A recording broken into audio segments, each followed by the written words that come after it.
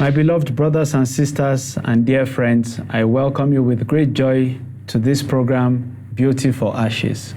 मेरे प्रिय भाइयों बहनों और प्रिय मित्रों, आप सबको जो एक खास कार्यक्रम राख के बदले सौंदर्य में स्वागत करता हूं। Another week has gone by so quickly and I'm here again before you. एक और हफ्ता बहुत जल्दी से गुजर गया है और फिर से मैं आपके सामने यहाँ खड़ा हूँ। And I'm so grateful to the Lord for what He's been doing since we started this program. मैं प्रभु का आभारी हूँ, जब से हम इस कार्यक्रम को शुरुआत किए तब से जो प्रभु कार्य करते आ रहा है। We've been so focused on the Word of God in Isaiah chapter 61 from verse 1 to verse 3. और ऐशा 61 अध्याय के 1 से लेकर 3 पद पर बहुत ही ज्यादा केंद्रित हैं हम। And just from these very powerful 3 verses of scripture, the Lord has been unearthing deep revelations before our eyes. और ये मात्र 3 वचन प्रभु के वचन में से जो है, प्रभु एक बड़ी प्रकाशन का हमारे जीवन में लगा रहा है। So open that scripture before you now. अभी आपके सामने वचन को खोलते हैं। We've looked at the first verse. हमने पहला पद को देखा, How the Lord preaches good tidings or brings good news to the simple or to the meek. कैसे वो साधारण दीन लोगों के लिए अपने शुभ संदेश ले आता है। We've also looked at how the Lord wants to heal the brokenhearted, हमने ये भी देखा खेदित मन वालों को कैसे प्रभु चंगाई देता है, which is the same thing we read in the book of Psalm 23 where it says, He restores my soul. और वही बात है, ये भजन 23 में हम पढ़ते हैं कि वो मेरे प्राण को बचाता है। This means that the soul can be broken, the soul can be defiled, or the soul can be altered from its original. और इसका मतलब है प्राण टूट सकता है, प्राण कलंकित हो सकता है, जो उसके वर्तमान वास्तविक स्थल में से उसे बिगाड़ सकते हैं। And so healing for the brokenhearted means the Lord wants to restore your soul back to its original design. खेदित मन वालों की चंगाई के मतलब है परमेश्वर आपके प्राण को जो है वो वास्तविक स्थान में वापस ले आना चाहता है। Because as a result of many negative experiences we go through in this world, our soul gets broken. क्योंकि संसार के बहुत ही नकारात्मक परिस्थितियों में से जब गुजरते हैं हमारी आत्मा टूट जाता है। And so the Spirit of the Lord wants to restore your soul. इसीलिए परमेश्वर की आत्मा आपके प्राण को वापस लौटा ले आना चाहता है। And after that we looked at the next part of the verse which says to proclaim liberty to the captives. अगला पद हमने देखा उसके बाद कि जो है बंधुओं की जो है आजादी की प्रचार करें। Meaning the Lord wants to break your chain of addiction. इसके मतलब आपकी अधीनता की उस जंजीर को प्रभु तोड़ना चाहता है। The Lord desires to set you free from spiritual prisons. आत्मिक कैद खाने से प्रभु आपको आजाद करना चाहते हैं। And we went to the next part of that scripture which says to proclaim the acceptable year of the Lord और अगला पद हम गए थे कि वो परमेश्वर का प्रश्न वर्ष का प्रचार करूं and the day of vengeance of our God. और परमेश्वर का पलटा के दिन के विषय में।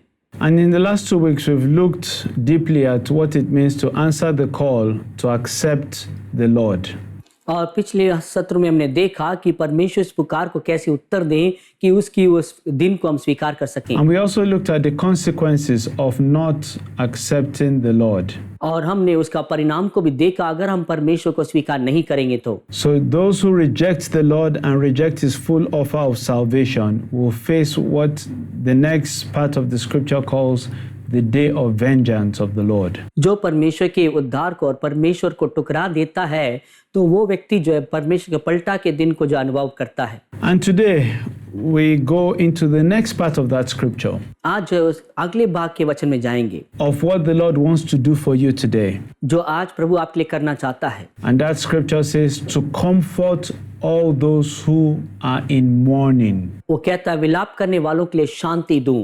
The Lord by His Spirit wants to comfort all those that mourn. और परमेश्वर अपनी आत्मा के द्वारा विलाप करने वालों को वो शांति देना चाहता है। You know, mourning is for those who have lost something precious. विलाप वो लोग करते हैं जिन्होंने अपने बहुमूल्य लोगों को खो दिया हो। And the Lord is moved with our feeling of pain. और परमेश्वर हमारे दर्द के वजह से वो बहुत ही दयालु है। Whatever you are going through, the Lord is actually going through it with you. जिन चीजों से आप गुजरते हैं आपके साथ साथ प्रभु भी उसमें से चलता है। You are never alone, even though sometimes it feels that way. आप कभी भी अकेले नहीं है, जबकि कई बार आप ऐसे महसूस करते हैं। But there is a scripture that says, when you pass through the waters, I will be with you. वचन कहता है जब तुम जल में से होके जाओगे मैं तुम्हारे साथ हूँ। When you pass through the rivers, it will not overflow you. जब तुम नदियों में से होके जाओगे वो तुम्हें डुबाएगी नहीं। When you walk through the fire, you will not be burnt. तुम आग में से तुम जाओगे भस्म नहीं हो सकते। And so for every painful situation that you are going through right now, the Lord has never left you and He is with you. और इसीलिए हर एक दर्दनाक चीजों से जब आप गुजरते हैं, वो प्रभु ने आपको छोड़ नहीं दिया, आपके साथ है। The Bible says He is a very present help in the time of trouble. वचन कहता है कि संकट के समय वही हमारे लिए शीघ्र एक मदद है। Other friends may leave you in your time of distress. हो सकता है आपके समय पर दोस्त लोग छोड़ दें। When you are going through fire, when you are going through shame, other people may detach themselves from you. जब आप निंदा और जो है आग में सो के जाते हैं, दूसरे लोग आपको छोड़ देते हैं। Maybe they want to protect their good name and they don't want to be identified with you anymore. हो सकता है वो अपने नाम बचाने के लिए आपके साथ अपनी पहचान नहीं बनाना चाहते हो। But the Lord is not like that. मगर परमेश्वर ऐसा नहीं है। He is a very present help in the time of trouble. आपके संकट के समय वही आपके लिए मदद है। In your day of trouble, He is actually closer to you than ever before. आपके संकट के समय इतना करीब रहता है उससे पहले कभी भी। The Bible says we don't have a high priest who is not touched by the feeling of our infirmities. Bible बताता है कि हमारे पास ऐसे याजक है जिसके जो है हमारे हर दर्द को सहा है। What that means is every pain in your heart touches Him. उसका मतलब है हमारी हर दर्द हृदय का उसे भी छूता है। Because He has been through that pain before and He knows how it feels. क्योंकि वो उस दर्द में से पहले गुजरा है, वो जानता हो क्या होता है। He has suffered hunger, He has suffered thirst, He has suffered pain, He has suffered rejection. वो भूख, प्यास और वो दर्द और तिरस्कार किया जाना, ये सब अनुभव किए हैं। He knows what it means to experience loss. और किसी चीज को खोने का अनुभव क्या होता है जानते हैं। He knows what it means to be rejected by people. लोगों के द्वारा तिरस्कार किया जाना क्या होता है जानते हैं। He knows what it is to be shamefully exposed. और जानता है लोगों के सामने अपमानित तरीके से प्रस्तुत होना क्या होता है। He knows what it means for men and women to laugh at His nakedness. वो जानता है क्या होता है जब दूसरे के नंगेपन में लोग हंसते हैं। He knows what it means for His closest friends to abandon Him in the time of distress. और वो जानता है उसके करीबी दोस्त उसके जरूरत के समय पर उसे छोड़ देना। He knows what it means for close friends to betray. और वो जानता है कि करीबी दोस्त अगर किसी को जो है धोखा देता क्या होता है। He knows what it means for somebody who is eating from the same plate as you and is your close friend, your best friend, for the person to turn behind your back and stab you. और वो जानता है क्या होता है आपके करीबी दोस्त आप ही की थाली में एक साथ भोजन करने वाला आपके पीछे जो है चूरी भोगे तो क्या होता है। He knows what it is to be famous one day where everyone is singing your praises and the next day they are shouting crucify him. वो जानता है कि जब भीड़ एक दिन आपके प्रशंसा करता रहता है, अचानक अगला दिन जो है आपको जो कहता है कि क्रूस पे चढ़ाओ। He knows what it means for your best friend to deny you and say, I don't know this person. और वो जानता है कि क्या होता है कि आपकी बेहतर दोस्त आपको कहे मैं नहीं जानता इसे। And so when you are going through your time of difficulty, He's moved because He has been there. और वो जब आपकी कठिनाइयों के समय को देखता है वो बहुत ही दयालु हो जाता है क्योंकि वो वहां पर पहले था। And not only has He been there, He's actually in there with you, going through the same pain with you. और इसलिए सिर्फ ये नहीं कि वो वहां था मगर वो आप में है, जो जो चीजों से आप गुजरते हैं वही दर्द वो भी सहता है। And so Isaiah chapter 61, by the Spirit of God, He wants to comfort you. और यहाँ पे यशायाह 61 अध्याय के जैसे कहता है वो आत्मा के द्वारा आपको शांति देना चाहता है। It doesn't matter what you have lost, the Lord is able to restore back. उसमें मायने नहीं रखता कि आपने क्या खोया है, उसे प्रभु वापस लौटा सकता है। There is a scripture I love so much in the book of Job. अय्यूब की पुस्तक एक वचन मैं बहुत पसंद करता हूँ। It says that there is still hope for a tree even though it has been cut down. और एक पेड़ जब काटा जाए तब भी उसमें जो है एक आशा रहता है। That when the scent of water comes upon the tree, it will sprout again. क्योंकि उसमें जब पानी की बू आती है तो वो फिर से जो खिल के उठता है। And so even though the tree has been cut down, इसलिए जबकि पेड़ काट दिया जाए and it's just the stump of the tree left, और उसकी जो नीचे का खंभा ही रह गया है, the scripture says there is still hope for that tree as long as its roots are still in the earth. वचन बताता जब तक उसके जड़ जमीन में है तब तक उसमें आशा है That tree can sprout again. कि वो फिर से वो खिलकर बाहर आ सकता है। And this is the word of the Lord for you today. और यही प्रभु का वचन आज आपके लिए है। As long as you are alive and there is still breath in you, there is hope for you. जब तक आप जिंदा हैं, आपके नाक में सांस है, तो आपके लिए आशा है। The scent of water coming on the tree represents the Holy Spirit. और वो उस पेड़ में पानी की बू आने का मतलब पवित्र आत्मा आना। Maybe you have lost everything. हो सकता है आपने सब चीज खो दिया हो। Maybe you have been stripped of everything. हो सकता है सब चीज आपसे उतार दिया गया हो। Maybe you've lost your dignity and your honor and you feel like your life is over. आपको लगता होगा कि आपने अपने आदर और सम्मान खो चुके, अपनी जिंदगी खत्म हो चुका है। I bring you these words of comfort today. आज ये शांति का वचन आपके पास ले आता हूँ। There is yet hope for a tree that has been cut down, that it will sprout again and it will bring forth fruit. काटी हुई पेड़ का भी अभी भी आशा है कि फिर से खिलकर निकल सकता है। I tell you one thing, everything that you have lost, the Lord is able to give you even beyond sevenfold. और मैं कहना चाहता हूँ, जो कुछ आपने खोया है प्रभु उसे वापस लौटा सकता है 7 गुना। Job believed this word, and even though he was a tree that was cut down and stripped of everything, अय्यूब ने इस वचन पर विश्वास किया, जो कि काटा हुआ पेड़ के समान क्यों ना हो, सब चीज उतार क्यों ना दिया हो। he lost his dignity, he lost his honor, he lost his business, he lost his children, he lost everything he worked for. अपने आदर खो चुका है, अपने सम्मान खो चुका है, अपने परिवार, संपत्ति, बच्चे सब खो चुका है। He even lost his good name. अपना अच्छा नाम भी खो चुका है। He became known as the cursed man, the afflicted man. और वो एक श्रापित व्यक्ति और पीड़ित व्यक्ति के समान देखा गया। People judged him and said, yes, he must have a secret sin in his life. He must have done something terrible. और लोग उससे देख के कहने लगे, हो सकता है इसके अंदर एक गुप्त पाप रहा होगा, उसने कुछ विरोध का काम किया होगा। He lost his good reputation. अपनी जो है वो प्रसिद्धता को खो चुका है। And it looked as if he had nothing else to live for. अभी ऐसे लगता है कि उसके लिए जीने के लिए कुछ भी नहीं है। And he was offered suicide as an option to escape it all. और इस सब में से बचने के लिए एक ही चुनाव उसको दिया गया ताकि खुदकुशी कर ले। People advised him, why don't you just curse God and die?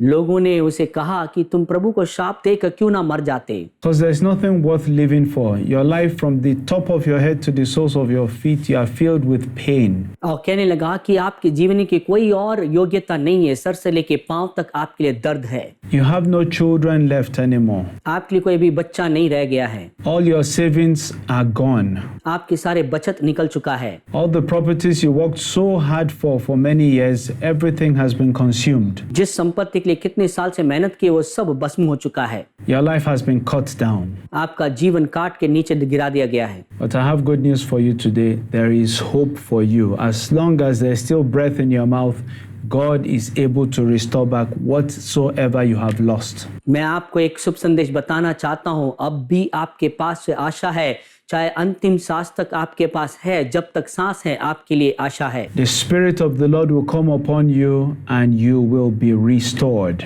परमेश्वर की आत्मा आपके ऊपर आएगा, आप फिर से जो है बचाए जाएंगे। There's a scripture in the book of Isaiah that says, when the Spirit is poured upon us from on high, the wilderness will become a fruitful field. और जैसे यशायाह में एक वचन है कि जो है बंजर जमीन पर जब परमेश्वर की आत्मा ऊंचाई से डाला जाएगा, वो एक ऐसी अच्छी जो है खेत के समान हो जाता है। Now, wilderness comes from a root word called wild. और ये जो बंजर जमीन जो है, उस जड़ का शब्द मतलब है जो जंगलीपना। And so wilderness stands for harsh conditions, wild conditions, dry conditions. और इसलिए जो है वो बंजर का मतलब है जो सूखापन, जो वहाँ पर जो है जंगलीपना है। And there's somebody watching me right now. This is how you feel on the inside of you. कुछ लोग मुझे देखने वाले आपके अंदर ऐसा ही अनुभव कर रहे हैं। You feel like your life is a wilderness. आपकी जिंदगी एक बंजर के समान महसूस करते हैं। It feels like nothing good can ever come out of your life anymore.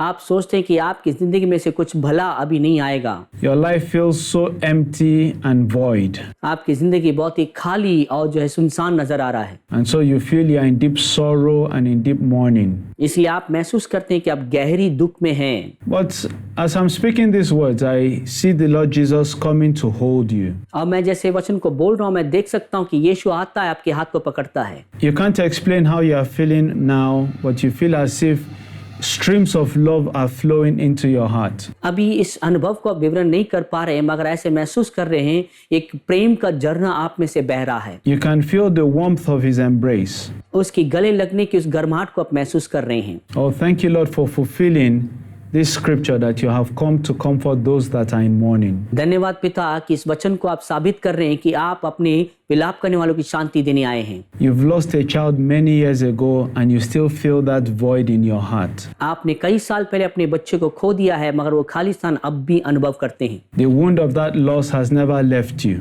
उस जो चोट अभी तक आपको छोड़ा नहीं है। But I see the Lord comforting you right now. मैं देख सकता हूँ कि परमेश्वर आपको शांति दे रहा है। He knows the pain that you are going through and he suffered that loss with you. जो दर्द आप गुजर रहे हैं वो जानता है, क्योंकि किसी चीज का खोने का दर्द वो जानते हैं। He cried with you when you had that loss. जब उसे खोया था, जो आपने आंसू बहाए थे आपके संग, वो भी रोया। And right now you can feel him holding you and you can feel his love flowing into you. इस वक्त आप महसूस कर सकते हैं वो आपको पकड़ा हुआ है, उसका प्रेम आप अनुभव कर रहे हैं। Please can you rise to your feet and let us pray. हम खड़े हो जाएं, प्रार्थना करेंगे। Lord, I thank you for what you are doing already. प्रभु, पहले से जो कार्य कर रहे हैं उसके लिए आपका धन्यवाद देता हूँ। Thank you for manifesting as the one who has come to comfort those that mourn. धन्यवाद कि जो विलाप करने वालों के लिए शांति देने वाले जैसे समान अभी प्रकट कर रहे हैं। Lord, I pray for a sevenfold restoration of all that your dear sons and daughters have lost. प्रार्थना करता हूँ प्रभु, 7 गुना वापसी उनको मिलने पाए जो आपके बेटे बेटियों ने खोया है। Lord, I ask that your scent of water will come upon their lives and you will cause them to sprout again with joy and with laughter. प्रार्थना करता हूँ कि आपके पानी की बूंद उनके ऊपर आए ताकि वो फिर से जो है आनंद में खिलने पाए। Spirit of the living God, I ask that you move right now. जीवित परमेश्वर की आत्मा मांगता हूँ उनके बीच में अब चलें। And let every wilderness become a fruitful field. हर एक बंजर जमीन एक अच्छा खलिहान बन जाए। In the name of the Lord Jesus. यीशु के नाम में। Thank you, Lord, because we know you have heard us today. धन्यवाद पिता कि आपने हमें सुन लिया है। In Jesus' name we pray. यीशु के नाम में प्रार्थना मांगते हैं। I'm really excited about what the Lord is doing right now.